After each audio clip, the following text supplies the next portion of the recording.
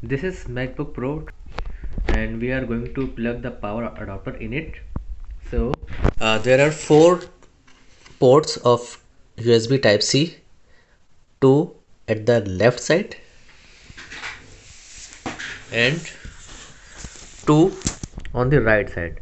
So there is a question uh, where we could put the power adapter. So you can plug the power adapter at any port, okay, whether it is right side on the left side or whether it is this one or whether it is this one. Okay, so we are going to plug. Okay, just press properly. Yes, so you can hear the sound. It is plugged properly. Okay, and it will automatically power on. Yes, it is on. Thank you.